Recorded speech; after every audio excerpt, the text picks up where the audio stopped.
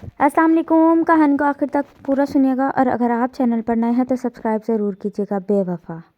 एक रोज़ अहमद घर आए तो बताया कि आज रात का खाना पड़ोसी हमारे घर खाएंगे। कौन से पड़ोसी? मैंने हैरान होकर पूछा। आप मुझको बताए बगैर दावत भी दे आए। दावत देनी थी तो 2 दिन पहले बताते, कुछ बंदोबस्त भी तो करना होता है। मैंने एक सांस में इतना कुछ कह डाला। कहने लगे, घबराने की बात नहीं।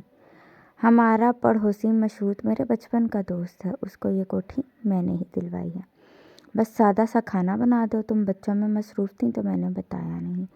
खुद ही दावत दे आया हूँ। 1-2 दिन तो खाना यूँ भी पड़ोसियों को देना चाहिए। अभी उनका किचन सेट नहीं हुआ, कल ही तो शिफ्ट हुए हैं। उन्होंने भी एक सांस में मेरी सारी बातों का जवाब दे दिया और उसी वक्त जाकर दावत का सामान भी खरीद कर ले आए। मशहूद साहब की उम्र 40 के लगभग थी, जबकि बीवी उनसे आधी उम्र की यानी कि 20 साल की थी। नाम आयमा था और अच्छी टाल थी। मशहूद भाई तहम्मुल मिजाज थे, वही ज़्यादातर बातें करते रहे, जबकि गुफ्तगू के दौरान आयमा खामोश रही। वो खामोश ज़रूर थी लेकिन अफसरदा नज़र न आ रही थी। उनके जाने के बाद मैंने अहमद से पूछा कि उम्रों का इतना फ़र्क क्यों? वो बोले, मशहूद ने शादी अब की है। क्या ये उनकी दूसरी शादी है? नहीं, पहली है। इसकी वजह यह है कि उनके वालिदैन उसके बचपन में हादसे में जाँ बहक हो गए थे। उस वक्त मशहूद सिर्फ 9 बरस का था। तभी उसके नाना घर ले आए कि उनके सिवा कोई करीबी रिश्तेदार सहारा न दे सकता था। नाना की मोहब्बत पाकर मशहूद तो संभल गया, लेकिन उसकी मुमानियों को उसका घर में रहना बारकरार गुजरता था।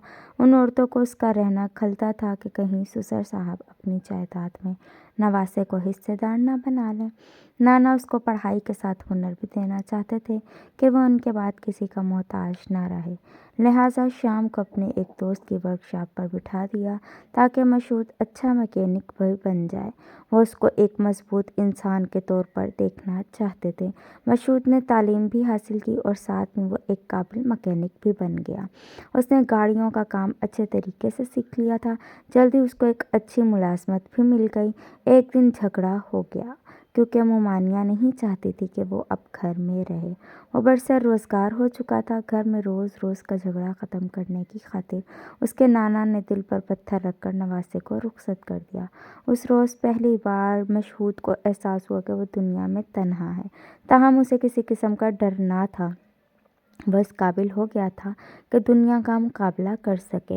वो किराए का कमरा लेकर रहने लगा। उसकी आदत थी हर काम तवज्जो और दिलजमी से करता था, लिहाजा दफ्तर में उसकी ये आदत वजह तरक्की बनी। उसकी जल्द तरक्की बदख्वाहों को एक आंख न भाई। दफ्तरी रकीबों ने साजिश करके उसे दफ्तर से निकलवा दिया। उसके पास कुछ रकम थी और हुनर भी था। बस किराए पर छोटी सी दुकान ले ली और औजार खरीद कर गाड़ियों की रिपेयरिंग का काम शुरू कर दिया। दिनों में उसकी दुकान मशहूर हो गई और बहुत सा काम मिलने लगा।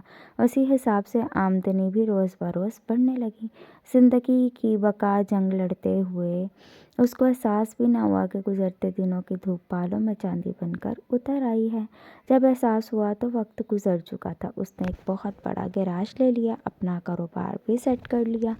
अब उसके बहुत से शागिर्द थे और ये अपने दफ्तर में बैठकर हुक्म देता और उसके मुलाजिम काम करते थे। जब फ़िक्र माश से आसूदा हो गया तो घर बसाने का ख्याल आया, लेकिन ऐसा कोई नहीं था जो उसके मिजाज और उम्र के मुताबिक लड़की तलाश करता। इतनी दौलत कमा लेने के बावजूद अभी तक वह एक कमरे के किराए के मकान में ही रह रहा था। दिन यूं ही गुजरते रहे और हम दोस्त उसको मजबूर करते रहे कि वो शादी कर ले। वो खामोश हो जाता। एक दिन जब मैं उससे मिलने गया तो वो खामोश सा था। वजह पूछी तो कहने लगा, कल मैं गैराज से वापस आ रहा था, रास्ते में एक लड़की नज़र आई। वो बहुत परेशानी के आलम में जा रही थी। उसे इर्द गिर्द का कोई होश ना था। उसे देखा तो बस दिखता ही रह गया। वो मेरी नज़र के मेयार पर पूरी उतरी है। अब मैं सोच रहा हूँ कि कैसे उसका पता मालूम करूँ और उसके हालात से वाकफियत हासिल करूँ। उसकी कैफियत अजब थी। जितनी देर उसके पास बैठा रहा वो इसी लड़की के बारे में बात करता रहा। वो मुस्तकिल उस लड़की को हासिल करने की उलझन में गिरफ्तार था। मेरे सिवा किसी को नहीं बताता था कि मसला क्या है। एक दिन उसने बताया कि आज मेरा फिर उस लड़की से सामना हो गया है। मैंने उसको सलाम किया तो वो मुस्कुरा दी اس کی مسکراہٹ میں بڑی تھکن تھی، مگر مجھے امید کی کرن دکھائی دی۔ آج میں بہت خوش ہوں۔ ایک دن وہ میرے پاس آیا اور اصرار کر کے اپنے ساتھ لے گیا، اس جگہ جہاں سے وہ لڑکی روز مقررہ وقت پر گزرتی تھی۔ سو ہم اس کے پیچھے گئے۔ قریب ہی گلی میں اس کا گھر تھا۔ اس کا گھر معلوم کر کے میرا دوست بڑا خوش ہوا۔ دراصل وہ بری نیت سے اس کا پیچھا نہ کر رہا تھا، شادی کرنا چاہتا تھا۔ میں نے سمجھایا کہ اپنی ملازمہ کو اس کے گھر بھیج کر پہلے حالات تو معلوم کر لو۔ مشہود نے بات مان لی۔ اس کی ملازمہ سمجھدار تھی اور جہاں دیدہ تھی۔ وہ اس لڑکی کے گھر گئی اور باتوں باتوں میں کچھ حالات معلوم کر لیے۔ لڑکی نے بتایا کہ اس کے ماں باپ وفات پا چکے ہیں اور وہ اپنے ماموں کے پاس رہتی ہے۔ ماما اس کا نشہ کرتا ہے اور وہ خود اسکول ٹیچر ہے۔ ساری تنخواہ ماما لے لیتا ہے، رقم نہ دے تو مارنے پر آ جاتا ہے۔ لڑکی کا نام آئمہ تھا، بہت شائستہ تھی۔ اس نے تمام باتیں مشہود کو بتائیں۔ مشہود نے اسے سمجھایا کہ اماں رحمہ، تم میری ہر بات اسے صاف صاف بتا دو، پھر اس کا فیصلہ پوچھ لینا، جو وہ کہے گی ویسا کر لیں گے۔ یوں ملازمہ کی معرفت مشہود کی ملاقات آئمہ سے ہو گئی۔ لڑکی بھی کھری اور صاف کو تھی۔ اس نے بتایا کہ ماما جی کے سوا میرا اس دنیا میں کوئی نہیں ہے۔ بے شک وہ مجھ سے تنخواہ لے لیتا ہے، لیکن بھیڑیوں کے اس جنگل میں میں ماما جی کی وجہ سے محفوظ ہوں۔ ان کے گھر کو چھوڑ دوں تو کہاں جاؤں گی؟ مشہود نے بھی اپنے بچپن سے لے کر اب تک کے تمام حالات آئمہ کو بتا دیے اور کوئی بات پوشیدہ نہ رکھی۔ آئمہ کو مشہود اچھا لگا۔ یوں انہوں نے باہم رضامندی سے شادی کا فیصلہ کر لیا۔ وہ دونوں آپس کے صلاح مشورے سے کچھ سامان خرید رہے تھے کہ آئمہ کے ماما جی نے ان کو ساتھ شاپنگ کرتے دیکھ لیا اور وہ آئمہ کو برا بھلا کہتا ہوا اپنے ساتھ گھر لے گیا۔ آئمہ نے اگلے روز بتایا کہ گھر لے جا کر ماما جی نے بہت مارا۔ اس نے ہر بات ان کو بتا دی ہے۔ اب اگر شادی ہو گئی تو ان کی مرضی سے ہی ہوگی۔ آپ کو ان سے ملنا ہوگا اور ماما جی کو راضی کرنا ہوگا۔ دوسرے روز مشہود نے اپنی ملازمہ کو ماما کے پاس بھیجا۔ اس شخص نے کہلوا دیا، آ کر مجھ سے خود ملو، میں کچھ شرائط پر آئمہ کو تم سے شادی کی اجازت دے سکتا ہوں۔ مشہود ملازمہ کے ہمارا اس شخص سے ملا۔ اس آدمی نے کہا کہ 2 شرطیں ہیں، پوری کر دو تو میں اپنی بھانجی کا رشتہ دوں گا۔ اول، جس گھر میں ہم رہتے ہیں یہ گروی ہے، اس کا پیسہ بھر کر گروی سے چھڑا دو۔